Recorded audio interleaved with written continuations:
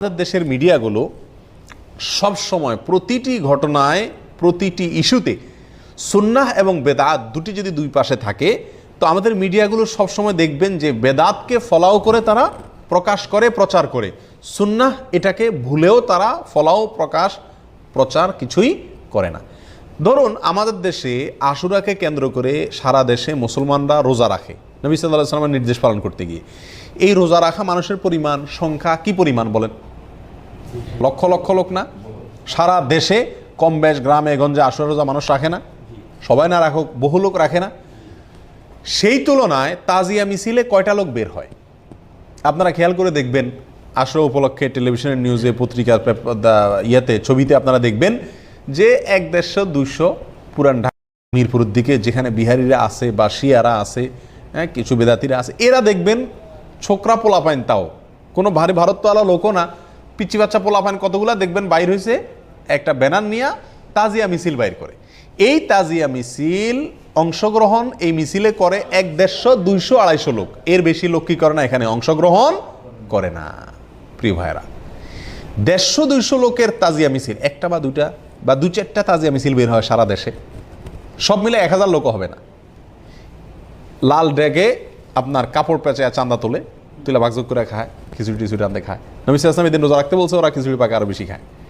আচ্ছা, এই তাজিয়া মিছিল 200-400 লোকের তাজিয়া মিছিলকে সমস্ত মিডিয়া প্রচার করে। দেখবেন আশুরার দিন উপলক্ষে সমস্ত টেলিভিশন রেডিও নিউজের ভাষ্য থাকে এরকম যে আজ পবিত্র আশুরা, এই দিনে মহানবী হযরত মুহাম্মদ সাল্লাল্লাহু আলাইহি ওয়াসাল্লামের দৌহিত্র হুসাইন রাদিয়াল্লাহু তাআলা আনহুকে নির্মমভাবে কারবালার ময়দানে শহীদ করা হয়েছে। আর এই উপলক্ষে রাজধানী ঢাকা সহ বিভিন্ন জায়গায় তাজিয়া মিছিল বের করা হয়েছে। এই হলো সংবাদের মোট গদ। আপনারা দেখেন এই হালকা পাতলা এদিক সেদিক হবে, এই সংবাদই সারাদিন প্রচার হবে।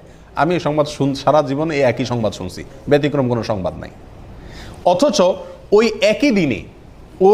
একই দিনে হাজার হাজার লোক রোজা রাখছে সারা দেশে, সেটা কোনো মিডিয়াতে শুনবেন না যে আজ পবিত্র আশুরা, এই দিন উপলক্ষে দেশের সকল প্রান্তের লক্ষ লক্ষ মুসলমানরা রোজা রাখছেন। এই সংবাদটা কেউ প্রচার করবে না, যেটা লক্ষ লক্ষ লোকে করে। কিন্তু ওই কয়েকশো লোকে করছে, ওইটাকে দেখবেন সব মিডিয়াতে কি করে? প্রচার করে। অর্থাৎ সুন্নার কোনো প্রচার প্রসার নাই, আছে কিসের প্রচার? বেদাতের প্রচার। আর এই জন্যই আমরা সুন্নাহ সম্পর্কে জানি না, বেদাত সম্পর্কে জানি। আর সেই দিকটাকে মাথায় রেখে এই যে আমরা আলোচনা করলাম, এই আলোচনাগুলোকে অন্যদের কাছে ছড়িয়ে দেওয়া, এটা আমাদের প্রত্যেকের ইমানি দায়িত্ব, যাতে সুন্নাহর বিস্তার হয়, বেদাত আস্তে আস্তে সমাজ থেকে দূর হয়। আল্লাহ সুবহানাহু ওয়া তাআলা আমাদের সকলকে আশুরাকে কেন্দ্র করে যে সমস্ত বেদাত আছে, ভুল ধারণা আছে, কুসংস্কার আছে, সেগুলো থেকে আল্লাহ সুবহানাহু ওয়া তাআলা আমাদেরকে হেফাজতে রাখুন। আশুরার মূল যে স্লোগান, আশুরার দিনের রোজা, তার একদিন আগে একটি রোজা, 9-10 2টা রোজা কমপক্ষে রাখা উত্তম, সেটাকে আমরা ঘরে ঘরে প্রতিষ্ঠিত করার চেষ্টা করি, প্রচার করার চেষ্টা করি। আল্লাহ তাআলা আমাদের সকলকে সেই তৌফিক দান করুন। এবং আশুরাকে কেন্দ্র করে যে সমস্ত ভুলভ্রান্তি আছে, অনেক ভুল ধারণা আছে, সেগুলোর উপর আল্লাহ তাআলা আমাদেরকে সাবধান হওয়ার তৌফিক দান করুন। সেই সাথে মুহররম মাস, সম্মানিত 4 মাসের একটি মাস, সম্মানিত 4 মাসের শ্রেষ্ঠ মাস, ধারাবাহিক 3 মাসের শেষ মাস, আরবি হিজরি বর্ষের প্রথম মাস, এই মাসটিতে নবী সাল্লাল্লাহু আলাইহি ওয়াসাল্লাম বেশি বেশি নফল রোজা রাখার নির্দেশনা দিয়েছেন, সেদিকেও চেষ্টা করি, সচেতন থাকি। আল্লাহ তাআলা আমাদের সকলকে তৌফিক দান করুন। জাযাকুমুল্লাহ ওয়া আখিরু দাওয়ানা আলহামদুলিল্লাহি রাব্বিল আলামিন।